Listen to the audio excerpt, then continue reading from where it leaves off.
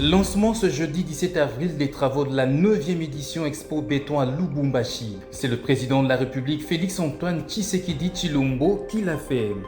Et puis examen et adoption du projet de loi portant autorisation de prorogation de l'état de siège dans les provinces du Nord Kivu et de l'Ituri. C'est le vice-ministre de la Justice et Contentieuse internationale qui l'a défendu à l'Assemblée nationale. Et enfin, le dialogue national sur la gouvernance minière en RDC organisé par le Comité de crise pour la paix et la sécurité en RDC a tiré ses rideaux. Des problèmes décelés et des solutions proposées pour une bonne gouvernance minière en RDC. Et grande édition du journal sur votre télévision, mesdames, messieurs. Bonsoir et bienvenue. On va commencer avec cette actualité. Le président de la République a lancé ce jeudi 17 avril 2025 les travaux de la 9e édition Expo au béton qui se tiennent à Lubumbashi dans la province du Haut-Katanga. Félix Tshisekedi Tshilombo a dans son discours entretenu l'assistance sur les avantages du corridor de Lobito. C'était dans les locaux du nouveau bâtiment de l'Assemblée provinciale du Haut-Katanga. On en parle avec Emeline Kambidio. C'est depuis ce jeudi que le chef de l'État séjourne à Lubumbashi avec une forte délégation constituée de membres du gouvernement souminois et autres autorités du pays. Lançant les travaux de la 9e édition Expo Béton, le président Félix Tshisekedi a salué l'engagement du secteur privé dans le développement des corridors. Le développement de la République démocratique du Congo passe par un impératif, le désenclavement. Nos provinces, riches de leurs ressources humaines et naturelles, doivent être connectées les unes aux autres pour libérer leur plein potentiel. Les corridors sud, intégrés au réseau de la communauté, la transformation locale et industrielle, ainsi que leur acheminement vers des destinations comme les ports de l'Atlantique et de l'océan Indien. Pour sa part, le gouverneur du Haut-Katanga a martelé sur la structuration de nos corridors pour la croissance économique du pays. Le thème de cette 9e édition, à savoir les corridors sud de la RDC SADC, projets à développer et opportunités d'affaires, relève de l'ordre de nos priorités. Cette thématique riche en perspectives démontre en effet l'urgence de repenser notre position géostratégique dans la dynamique des échanges régionaux de notre pays. Le mot de bienvenue a été prononcé par le président du comité d'organisation Expo Béton, Jean Bamanissa. La RDC se trouve à l'intersection de plusieurs corridors africains stratégiques, quelques postes frontières avec embouteillage et des coûts logistiques en hausse de 30 à 40%. Face à cela, il est impératif de moderniser nos infrastructures, numériser nos services douaniers, renforcer nos réseaux ferroviaires et routiers, renforcer la coopération avec nos voisins de la SADC pour fluidifier la circulation des biens et des personnes. Notez que bien avant, le président de la République avait posé la première pierre de construction du nouvel aéroport de la ville de Lubumbashi qui comprendra la mise en place d'un parking, la réhabilitation de la piste, la nouvelle aire de trafic dans le but d'améliorer les voies de circulation. Dans l'actualité également, clôture ce jeudi 17 avril 2025 au chapiteau de Pullman Hotel des travaux du dialogue national sur la gouvernance minière dans les contextes des conflits en République démocratique du Congo et dans la région des Grands Lacs. Durant 3 jours, 6 commissions ont travaillé d'arrache-pied en vue de détecter des problèmes et les propositions des solutions dans ce secteur, particulièrement en temps de crise sécuritaire. On en parle avec Emeline Kambidio et Francis Matondo.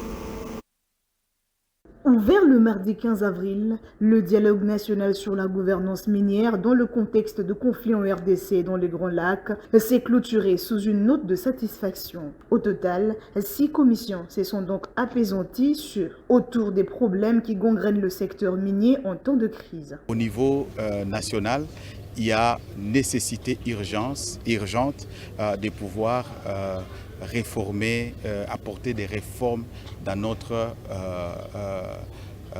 je dirais, loi minière, de pouvoir travailler aussi pour doter notre République d'une politique nationale minière. Il faut arriver à développer un plan d'exploitation minière en République démocratique du Congo. Et au niveau régional, on a estimé qu'il y a la justice économique qu'il faut restaurer et même la justice pénale. Le coordonnateur de CCPS est revenu sur la quintessence de ces assises. L'important, c'est de dire d'abord, c'est de rassurer les communautés qui vivent le calvaire et la tragédie, que nous sommes ensemble, que la société civile fait de son mieux pour que la question minière, qui est l'épine dorsale de tout ce que nous avons comme insécurité et comme conflit, soit mise sur la table afin d'être traitée et être résolue pour que finalement la paix puisse revenir. Avertie de l'impact négatif des conflits sur le secteur minier, la représentante de l'ambassadeur de l'Allemagne a rassuré leur soutien. Ton histoire nous donne pas seulement la motivation de continuer notre travail, mais aussi l'obligation. Je suis très impressionnée par le travail constructif et les résultats des 6 commissions qui se sont réunies ici ces derniers jours. Notez que le comité de crise pour la paix et la sécurité reste déterminé à faire un suivi sans relâche jusqu'à l'application de ce plan d'action.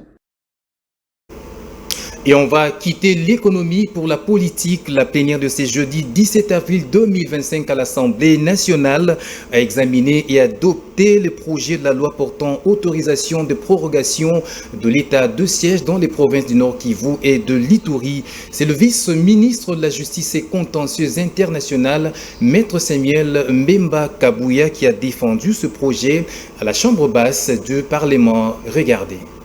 Dans la perspective d'éradiquer définitivement ces groupes criminels terroristes et de restaurer la paix dans cette partie du pays, Son Excellence, Monsieur le Président de la République, a, par ordonnance numéro 21/015 du 8 mai 2021, proclamé l'état de siège dans les 2 provinces précitées.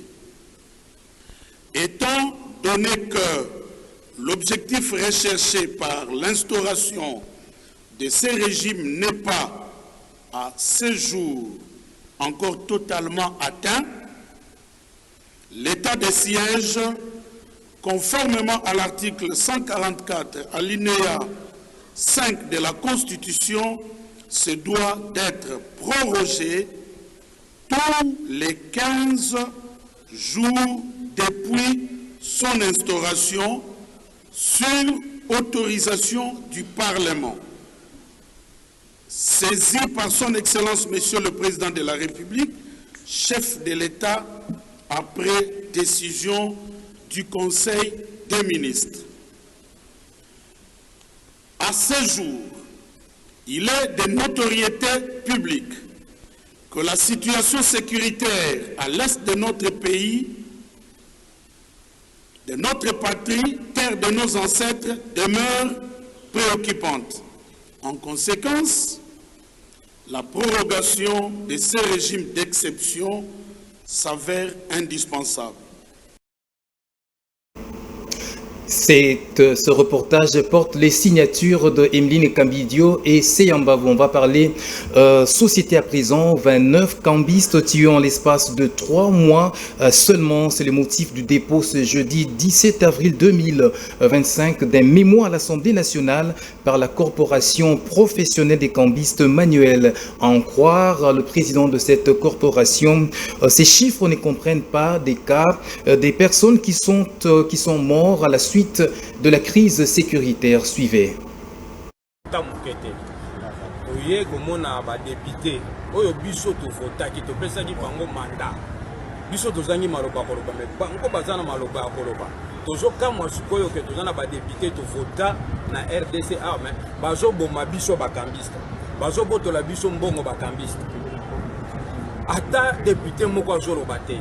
na parlement eloko moko te silence radio. C'est comme si ils ont une complicité moko au biso to yebité. Et pourtant président azo prôné que azana posa a créé ba millionnaire, ba entrepreneur ya sikababima. siko ba entrepreneur sika o ba ko bima o nanu bazana ngo muke wana ba bazwa ko botola ngo ba bazo boma bango mutazolo bate et puis bazo botola na butuka kate na moi na mboka o eza na mbuteyage lokola kisasa ba botoli mutu mboko na 13 mutu wana kei mutu alandi te bazongi susu lobi ba botoli muninga na e ba bomiye mutu azolo ba azate to moni ki komi anormal trop c'est trop tozana ba député autofota ki musala na bango eza baloba makambolo so eza na likambo moko balingi biso to limwa toza sote bayebisa biso ke non na ba ville na biso ya république to lingi su komona kambi c'était to ko disparaître mais aussi longtemps biso tozo servir to yebi ke na mboka oyo biso toza bali kondi oyo zo sala ke ba banque ezala ba congolais nde baza awa banki na bango baza nango confiance ba kambista oyo ekoki kosila te bakoki kokima te baokanga te o non mpona na mboka na biso moko boye toza na meeting to bato bakufi banke esala te te biso toza babankier primaire ya RDC oyo tozoservi bato na biso mutu nyonso ndenge aza lelo aza na kambise na ye moko oyo akendaka na coin change mwa 10 nasomba eloko oyo akendaka na coin nazwa mwa mbongo mpona futa loyer eza bakambise me tozosila makambo oyo ekomeli biso eza lokola bazwi biso mbongo ya 10 ans tosali kaka 3 mois rien que na année oyo toza déjà na 29 cambistes tués c'est trop. En diplomatie, la chef de la diplomatie congolaise, Thérèse Kayikwamba Wagner, a pris part à une réunion du Conseil de sécurité des Nations Unies. Prenant la part, la ministre d'État, ministre des Affaires étrangères de la RDC a relevé la question de la résolution 2773 du Conseil de sécurité des Nations Unies qui ne doit pas rester lettre morte. Elle a notamment conclu son allocution en évoquant la question de la mémoire du mois d'avril qui est une période de commémoration du génocide contre les Tutsis au Rwanda. Suivez l'intervention de la ministre d'État des Affaires étrangères de la RDC sur des propos recueillis par Bénédicte Kokemo. Avril est un mois de recueillement, celui où nous commémorons le génocide rwandais, le génocide contre les Tutsis. Ce drame a, à juste titre, marqué la conscience mondiale. Mais il a aussi déclenché une autre tragédie, plus longue et souvent tue, celle du peuple congolais. Depuis 30 ans, l'Est de la République démocratique du Congo subit les répliques de cette horreur initiale. Il a absorbé, seul, le choc d'une instabilité régionale née de la fuite des génocidaires, de la prolifération des groupes armés et d'une logique de représailles sans fin. Cette situation trouve son origine dans les décisions, entre autres prises en 1994 par la communauté internationale, sous l'impulsion du Conseil de sécurité, à travers notamment la résolution 918, qui a encouragé les autorités zaïroises d'alors à ouvrir leurs frontières pour accueillir les réfugiés rwandais. Ces décisions, prises sous la pression de l'urgence humanitaire, ont eu pour effet d'importer le conflit, permettant à des responsables du génocide de se retrancher à l'intérieur de notre territoire. Depuis lors, la République démocratique du Congo est caractérisée par des cycles récurrents de violence et d'ingérences violentes, initialement justifiées par des préoccupations sécuritaires, mais éventuellement motivées par des gains économiques et l'exploitation de nos ressources. Nous, Congolais, appelons cette tragédie un génocide. Certains acteurs se sont déjà mobilisés en imposant des sanctions ciblées contre le Rwanda et le M23. Cela mérite d'être salué. Une décision du Conseil ne peut rester sans suite, en particulier lorsqu'elle est ouvertement violée par un État qui contribue pourtant aux opérations de maintien de la paix. Fort de ces mesures, le Conseil doit désormais faire respecter sa propre décision. L'expérience le montre. Les sanctions ciblées et la pression politique fonctionnent. Elles modifient les rapports de force, réduisent les soutiens extérieurs et favorisent les ajustements de posture. Il est temps de les intégrer. Et toujours en sécurité, cette fois-ci, dans le pays, la sécurité de la population congolaise au cœur des préoccupations du gouvernement de la République. Le vice-premier ministre, ministre de l'Intérieur, Sécurité, Décentralisation et Affaires coutumières, Maître Jacquemin Chabanilouko a procédé au lancement officiel des travaux de construction de 80 sous-commissariats de la police nationale congolaise dans la zone Kin-Ouest. C'était le mercredi 16 avril 2025. Bénédicte Kokemo.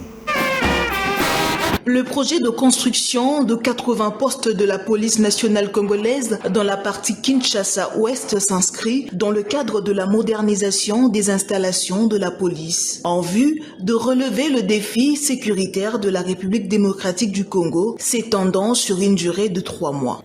Je crois que tous nous sommes conscients des défis sécuritaires que traverse notre pays, sur toute l'étendue de la République, des défis dont notre police nationale est amenée à relever pour mieux sécuriser nos populations, mieux sécuriser le territoire national et mieux sécuriser les biens et les personnes sur le territoire national. La ville de Kinshasa, la capitale, ne sera pas la seule à bénéficier de ce projet. Cela s'étendra notamment dans d'autres provinces de la RDC. Et dans 3 mois, jour pour jour, il va devoir que nous puissions livrer à nos populations de Kinshasa ces 80 postes de police. L'engagement ici, je le tiens sur la parole de l'entrepreneur et nous, en tant que gouvernement, nous allons faire notre part. Ce défi, nous le faisons, ou ce projet, il est valable sur toute l'étendue de la République. Nous sommes en train de voir avec les différents gouverneurs comment pouvoir l'implémenter dans les différentes provinces. Dans le Haut-Katanga, il est déjà en cours et dans d'autres provinces aussi, nous sommes en train de l'implémenter. Il faut savoir que ce projet, dont la pose de la première pierre est intervenue, permettra au poste de la police de bénéficier d'une composition d'un bureau pour l'officier de la police judiciaire ainsi que d'un lieu de détention pour la garde à vue séparant les hommes des femmes. Et en santé, remise ce jeudi du certificat d'accréditation internationale 1589 au laboratoire SJ, HJ Hospital et Chimie Monkole. Et ce sont les deux premiers en République démocratique du Congo à être reconnus pour la qualité et la performance de leurs services. La cérémonie officielle s'est déroulée ce jeudi en présence du secrétaire général à la santé publique, Emeline Kambidio.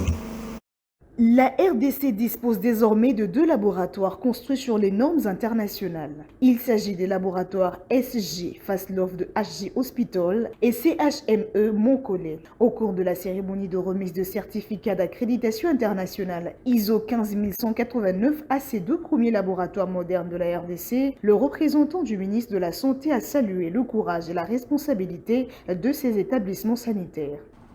L'accomplissement dont il est question aujourd'hui est le fruit d'un travail rigoureux, d'un leadership éclairé et d'un engagement ferme envers la qualité. Vous donnez aujourd'hui un signal fort à toute la communauté de santé. Je salue et félicite également la direction de laboratoire de santé pour la vision et son encadrement technique qui permettent à ces efforts d'être structurés, accompagnés et portés au niveau national. En plus, nos remerciements s'adressent à CDC Atlanta à travers le financement PEPFAR sur le management qualité et l'appui technique des GHSS dans le laboratoire inscrit au processus d'accréditation.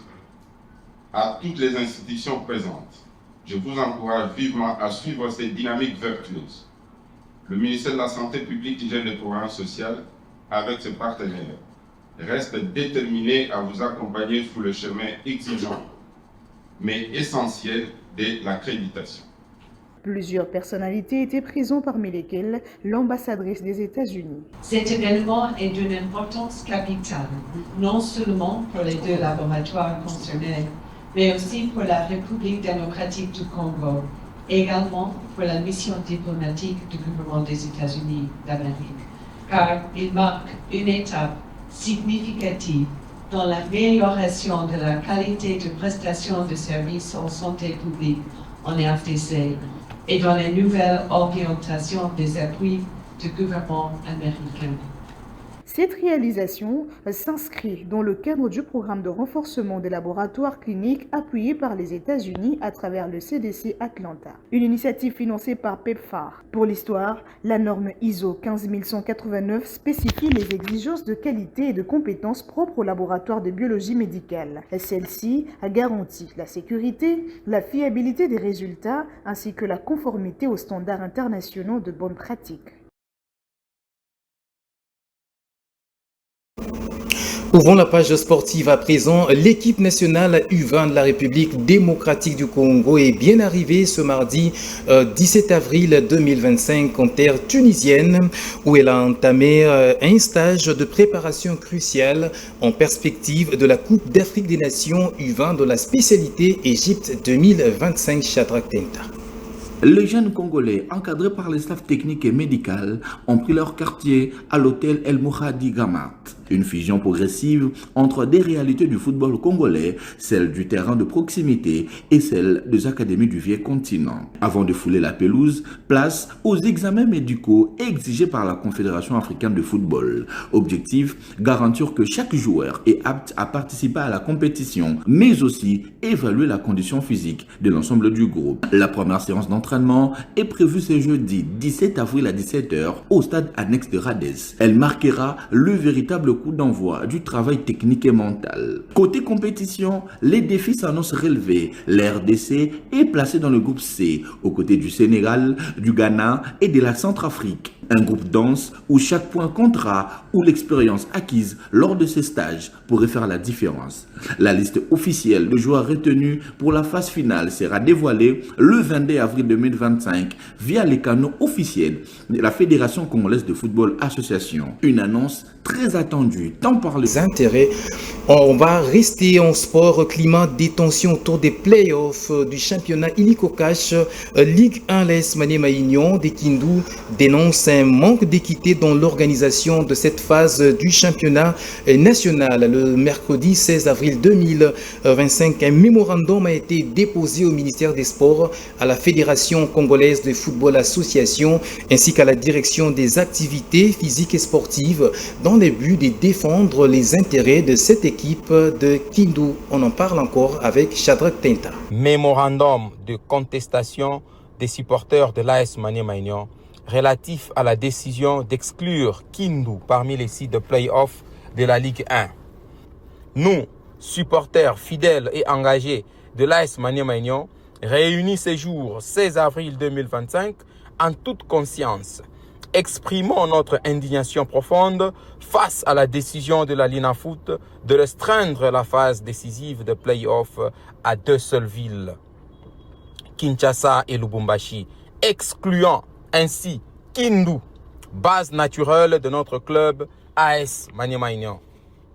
Cette décision que nous jugeons arbitraire, injuste, discriminatoire et inacceptable porte gravement atteinte aux principes fondamentaux d'équité sportive, de justice et d'égalité des chances que doit garantir toute compétition nationale digne de ce nom. Il est d'autant plus injuste de faire payer au club dans le nôtre les conséquences du retard causé par le déroulement du championnat national par le comité de normalisation. Ce dernier avait inutilement retardé la reprise du championnat en janvier au profit d'un stage inopportun des Léopards à prime, puisque le CHAN fut renvoyé au mois d'août. En l'absence de mesures correctives rapides et satisfaisantes, nous nous réservons le droit d'intensifier notre mouvement à travers des actions pacifiques, médiatiques et juridiques, car nous refusons catégoriquement que l'AS Maniema Union soit traité comme un club de seconde zone dans son propre pays et que les règlements soient bafoués au détriment.